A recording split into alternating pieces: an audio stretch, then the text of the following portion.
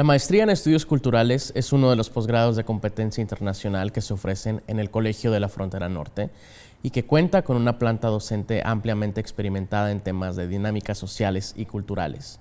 Hola, soy Carlos y el día de hoy nos acompaña la doctora Ana Lilia Nieto Camacho, quien es la coordinadora de este programa. Doctora Nieto, muchas gracias por acompañarnos. Buenos días, Carlos. Muchas gracias por la oportunidad de platicar sobre el programa aquí en Diálogos. Al contrario. Bueno, quiero comenzar con una pregunta quizá muy básica y que tiene que ver con ¿por qué una maestría en estudios culturales? El colegio tiene la intención desde el inicio de la formación de la institución, ha habido este interés como por formar especialistas en temas relacionados con la cultura en la frontera y desde un ámbito interdisciplinar. Los estudios culturales dan espacio para analizar una diversidad de temas desde perspectivas antropológicas, sociológicas y históricas de memoria cultural.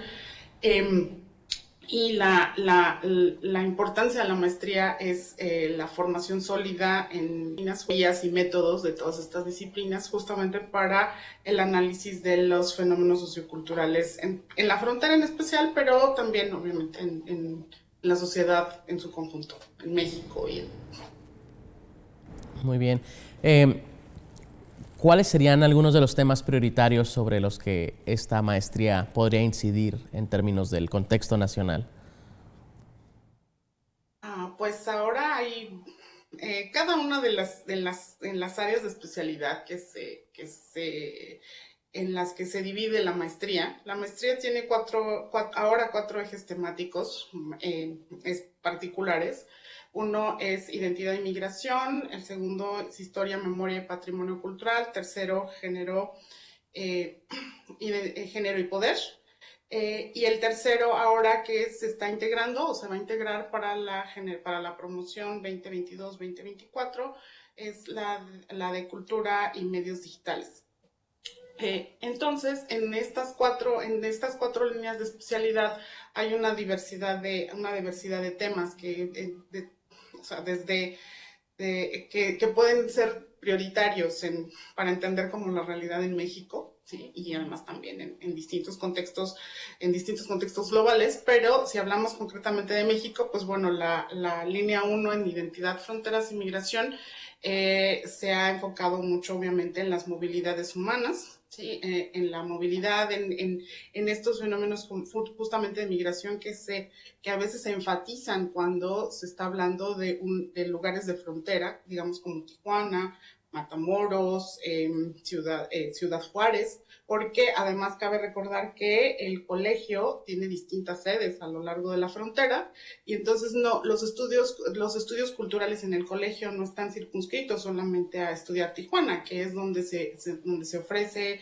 esta maestría, sino que tiene como una visión realmente a lo largo de la frontera México-Estados Unidos, ¿sí? Y entonces se pueden ver como estos asuntos, digamos, de migración, de movilidad, de cómo se crean y se recrean las identidades de las personas que están en tránsito por México y que finalmente llegan a la frontera, algunos con la intención de cruzar a los Estados Unidos, otros no, ¿sí? O cómo es como la recepción de aquellos que emigraron y que tienen que regresar a sus comunidades de origen, ya sea justamente en alguna ciudad fronteriza o más en el interior del país.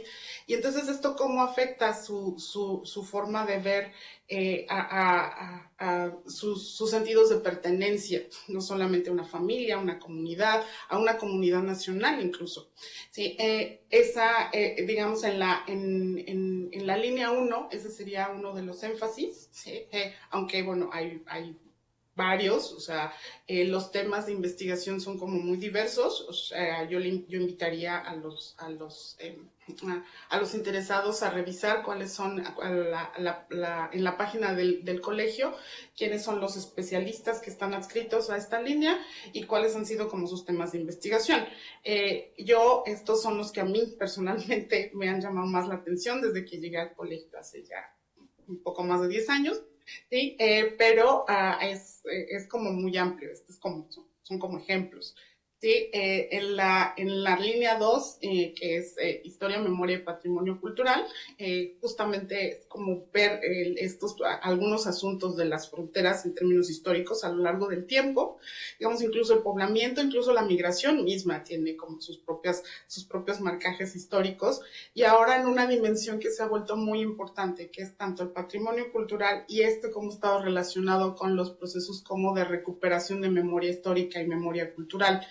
En la frontera ha sido muy importante porque pasa también como por un proceso de cómo ciertas comunidades afirman su lugar dentro de o sea, digamos, dentro de la gran historia nacional, sí, que se ha concentrado mucho en el centro en el centro del país, en las culturas del centro de la República, sí, y como ahora se está viendo que hay como otras dimensiones más allá de la historia nacional, pero que pueden articularse y pueden encontrar formas de expresión a partir de recuperar ciertas memorias colectivas y además como anclar eso a partir de elementos que se encuentran en el patrimonio cultural, ¿sí? Que se pueden encontrar a partir de vestigios físicos y también incluso en prácticas que se les llama que se le ha dado llamar inmateriales, pero que son parte como que pueden ser parte de la vida cotidiana.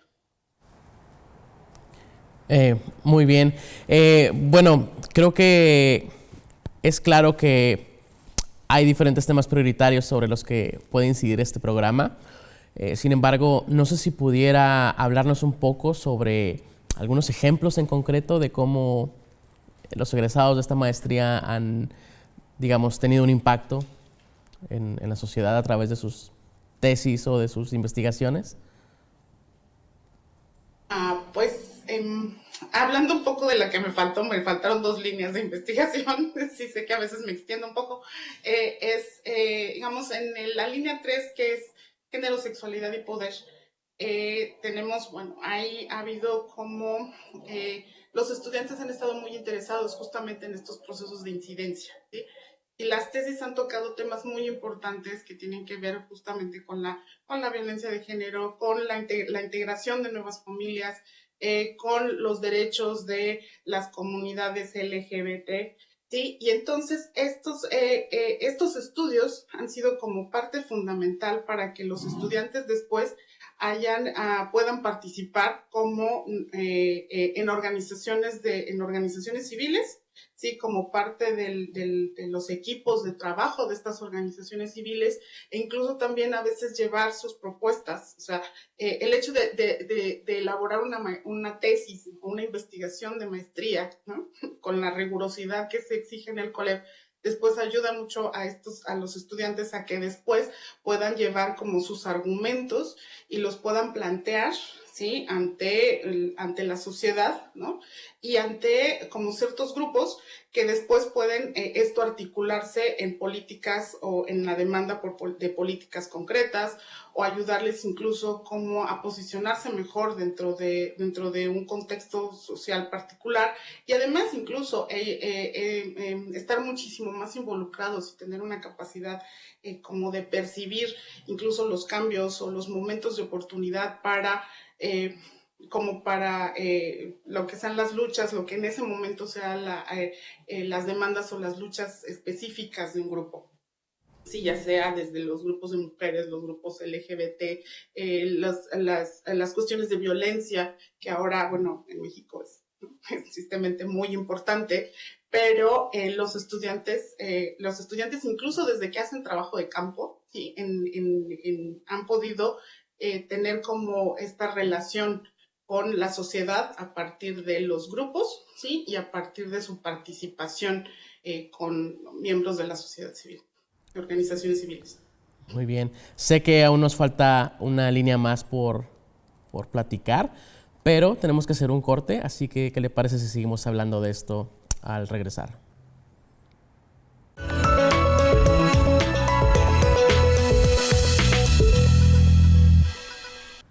Seguimos en Diálogos desde la Frontera. Les recuerdo que estamos con la doctora Ana Lilia Nieto, quien es la coordinadora de la Maestría en Estudios Culturales. Antes del corte nos platicaba un poco sobre cómo este programa incide sobre los temas prioritarios que hay en el país y justamente nos iba a platicar de la cuarta línea de investigación que tiene el programa, que tiene que ver con cultura y medios digitales, si no me equivoco. Sí, efectivamente es una línea que es nueva dentro del programa, se va a abrir justo para la promoción 2022-2024. Así que en esta línea todavía, pues, aunque ha habido algunos estudiantes que han estado interesados en algunos de los temas como de medios digitales, ¿no? Todavía no ha habido como un corpus muy grande, pero entonces invitamos a los nuevos aspirantes, a los interesados, en que revisen cuáles son las vertientes de esta línea, porque en realidad es una línea que maneja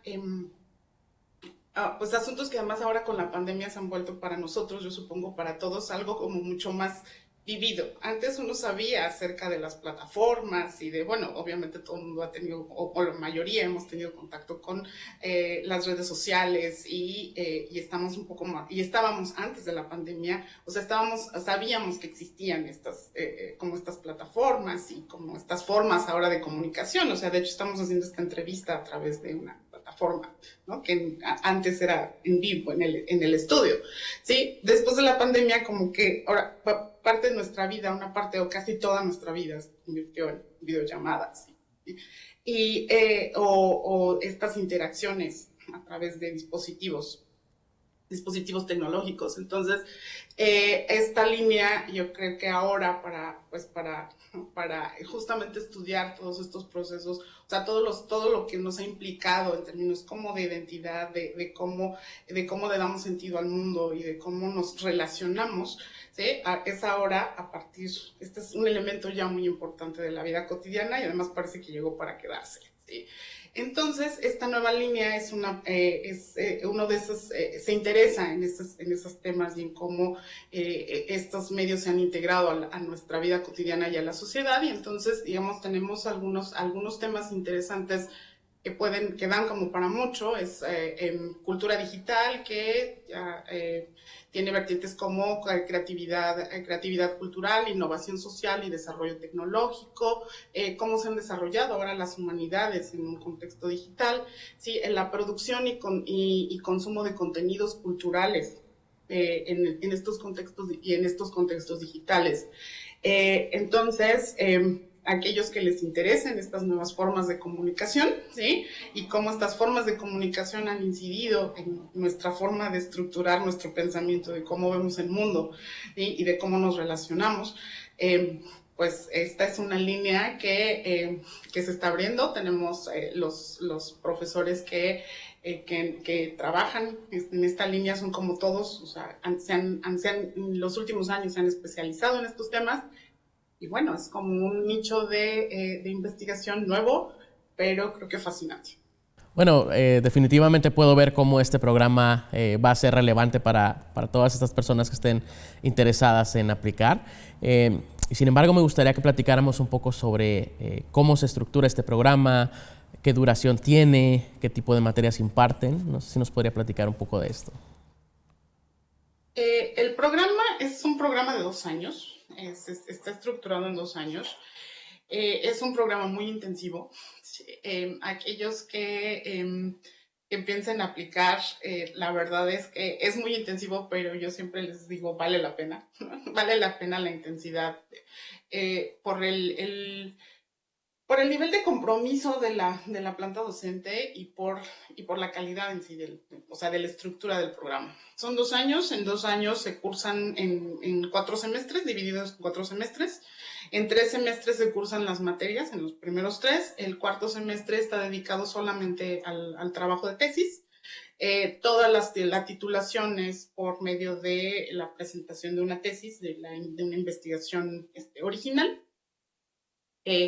No hay prórrogas, son 2 años, se tiene que terminar en 2 años con clases, tesis, ¿no? De ahí la alta demanda de trabajo de la maestría. pero pues sin duda yo creo que es de estos trabajos que, si bien son muy intensos, también tienen muchas satisfacciones para quienes los emprenden. Está dividido, o sea, el programa en sí, estos 4 semestres están divididos en áreas de especialidad, a un área de materias teóricas y un área de materias metodológicas. En el área de las materias básicas tenemos, o sea, como una introducción a los estudios culturales, y después en las teóricas tenemos antropología social y cultural, sociología de la cultura, teoría sobre espacio y fronteras, historia, memoria y patrimonio cultural, eh, teorías de género y poder. Después están, bueno, el núcleo metodológico, que son dos clases, 2 cursos metodológicos en el primer y segundo semestre. Y después en el tercero hay una lista de optativas. Se pueden elegir 2 optativas y hay una lista. Sí, obviamente, bueno, estas ya particularidades ya las pueden consultar en la página de internet, pero algunas de las materias optativas que tenemos son paisajes culturales y patrimonios artísticos, perspectivas de la nación, la etnicidad y raza, cuerpo y cultura, aproximaciones al estudio de las corporalidades, cultura digital, estudios de géneros y masculinidades, biopolíticas del sexo y las sexualidades. Entonces es un programa realmente muy diverso que ayuda a los estudiantes a tener como una formación básica muy sólida, y después incluso desarrollar sus propios intereses de investigación. A partir de, no solamente de tener un director de tesis o un asesor de tesis que está asignado prácticamente desde que llegan al programa, ¿sí? Y que los va a acompañar durante todo el trayecto, ¿sí? Sino además con cursos especializados, ¿no? En las áreas en las que sean de su interés. Muy bien. Pues... Perdón, adelante. Sí, y pues además generalmente hay talleres, ¿no? En esta generación pues la pandemia sí nos redujo mucho las actividades, pero también hay a veces, ¿no? Se calendarizan talleres también dependiendo de los intereses y de las necesidades del grupo, ¿no? De los estudiantes que estén cursando en ese momento, y también hay conferencias y hay algunas otras actividades extracurriculares que pues enriquecen mucho la vida del desarrollo académico de los estudiantes. O sea, nosotros tratamos de que no sea solamente el trabajo el trabajo propiamente de clase, de aula, de taller ¿no? y de lectura, sino que además haya una diversidad de actividades académicas que sirvan como, pues, justamente para que para que los estudiantes tengan otras perspectivas y otras miradas, ¿no? Y otros temas también, ¿no? Que puedan enriquecer sus propias investigaciones. Perfecto. Bueno, tenemos que hacer un corte, pero al volver vamos a seguir platicando sobre lo que ofrece y lo que se debe de cumplir para poder ser parte de este programa. Así que por favor no le vayan a cambiar. Esto es Diálogos desde la Frontera.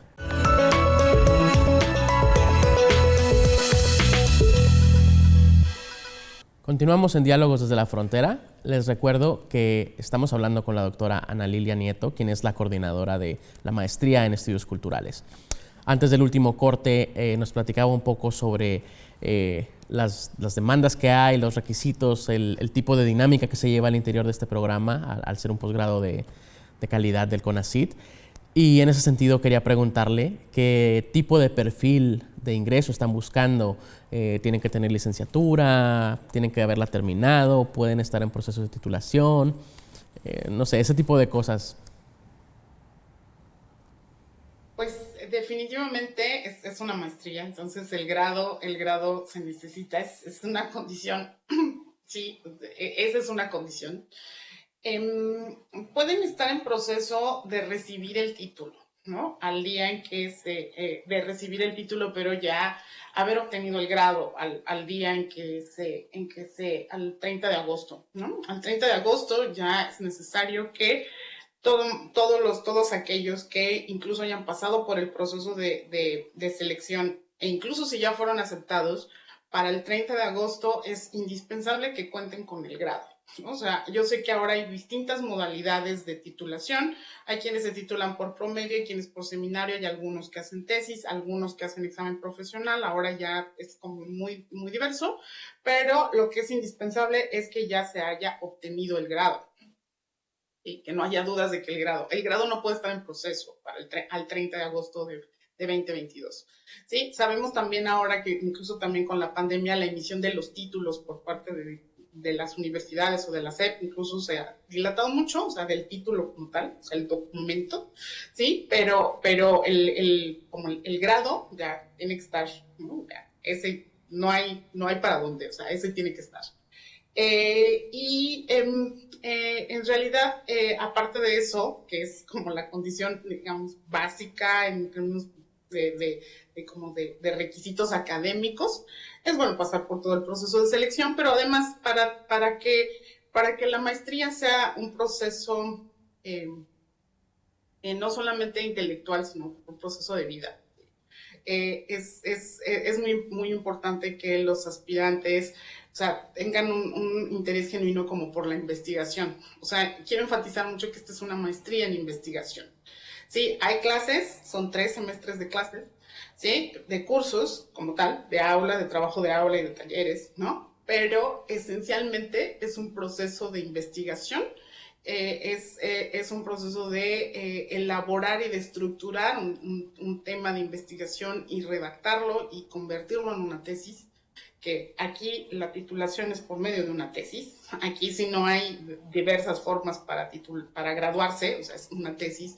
Entonces, yo creo que la condición más importante es como interés personal, es justamente tener un interés por la investigación y, y, y tener un tema que también sea un tema que para uno sea relevante investigar, ¿no? ¿Por qué quiere uno investigar sobre las temáticas? Son infinitas, ¿no? Pero ¿por qué quiere uno investigar eso? Y si a uno realmente se quiere comprometer a trabajar intensamente durante 2 años en una investigación. ¿Sí? Además, bueno, obviamente si se tiene una formación, obviamente, en sociología, en historia, en antropología, ¿sí? También es como un proceso un poco más, es más sencillo, ¿sí? Pues porque ya hay como ciertas bases, sobre todo teóricas y metodológicas, que ayudarán a que integrarse al proceso de investigación, pues sea ya algo más, que sea que sea como una experiencia más enriquecedora incluso, ¿no? Pero en realidad los estudiantes pueden traer van a venir de disciplinas que sean afines, o sea, ciencias sociales y humanidades, ¿sí?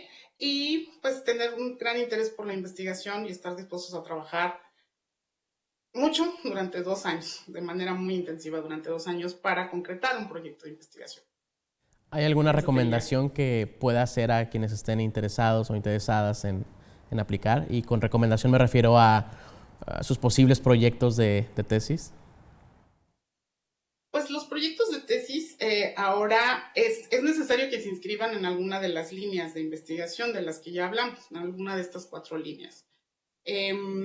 Los temas son, o sea, hemos tenido a lo largo o sea, esta maestría inició en 2010, entonces hemos tenido temas, ¿no? Ha habido temas desde colectivos artísticos y literarios. Ahora uno de nuestros estudiantes está estudiando la relevancia del son jarocho para los mexicanos que viven en Estados Unidos, ¿sí? Sí, los mexicanos que viven en Estados Unidos. También tenemos estudiantes que han estado preocupadas, ¿sí? Sobre todo han sido estudiantes, ¿no? Mujeres, que han estado preocupadas como por el impacto de la migración en las estructuras familiares, ¿sí? Como la migración de retorno, digamos, cuando ellos, o sea, las familias se fueron, o sea, digamos, tal vez los padres o los hermanos o los esposos, las parejas, ¿sí? Van a trabajar a los Estados Unidos y regresan a casa, cómo se reestructuran las familias después de que regresan aquellos miembros que migraron. Ahora ha habido algunas tesis muy interesantes sobre los niños que migran y cómo afecta y cómo estructuran ellos o cómo van creando su propia identidad a lo largo del trayecto migratorio desde la frontera sur hasta que llegan aquí, digamos, a Tijuana. ¿Sí? También tenemos estudios sobre cine, ¿no? O sea, digamos, las representaciones, ya sea de las mujeres o de alguna comunidad en particular en el cine o alguna ciudad. Digamos, Tijuana ha sido un elemento importante dentro de los objetos de estudio, ¿no? De algunos de los estudiantes. Y otras, bueno, podemos hacer una lista larga de temas, pero lo importante aquí es que hablen ustedes, o sea, que los estudiantes se interesen por temas que tengan que ver con la migración, los estudios históricos de la memoria, algunas cuestiones de género o ahora de cultura y de cuestiones digitales, ¿sí? Para que lo puedan inscribir dentro de alguna de esas líneas y que sea, ¿no? el inicio de un proyecto. Obviamente, cuando llegan aquí, uno trae una idea, ¿no? Y todos los que hemos pasado por estos procesos de estudios de posgrado sabemos lo que es eso. O sea, uno llega con una idea y después en el camino esa idea se va transformando, enriqueciendo, incluso a veces cambia radicalmente de lo que nosotros estábamos pensando. Pero justamente ese es el proceso de aprendizaje y hay que estar, ¿no? Hay que arriesgarse y hacerlo. Se nos está acabando el tiempo prácticamente. Antes de terminar, no sé si nos pudiera mencionar las fechas importantes para esta convocatoria, por favor. Pues ahorita la convocatoria está abierta. La fecha límite para recibir documentos es el 22 de abril, sin prórrogas, ¿no? Es el 22 de abril. La lista de preseleccionados se publica el 11 de mayo y la publicación de resultados finales es el 17 de junio. Obviamente en la página del colegio y en la sección de docencia está toda la información muy, muy específica acerca de todos los pasos y todo, así que paso a paso, todo el proceso para que los aspirantes tengan las menores dudas posibles para que el proceso sea lo más claro y más fácil también. Hay todo un sistema ya establecido aquí en el colegio para que puedan subir los documentos y para que ellos mismos lleven el control de su proceso, ¿sí? Entonces, pues nada más invitarlos a que consulten la página y que también, pues, si hay dudas, ¿no? Dudas, preguntas, ¿no? Alguna otra cosa que quisieran comentar, pues también se pueden comunicar directamente a la coordinación. Perfecto. Doctora Nieto, muchas gracias por acompañarnos en este programa. Esperamos que la información permita que más personas se interesen en aplicar. Gracias también a quienes nos acompañaron viendo este programa a la distancia. No olviden suscribirse a nuestro canal de YouTube y seguirnos en redes sociales. Nos vemos en la próxima emisión. Soy Carlos y esto fue Diálogos desde la Frontera.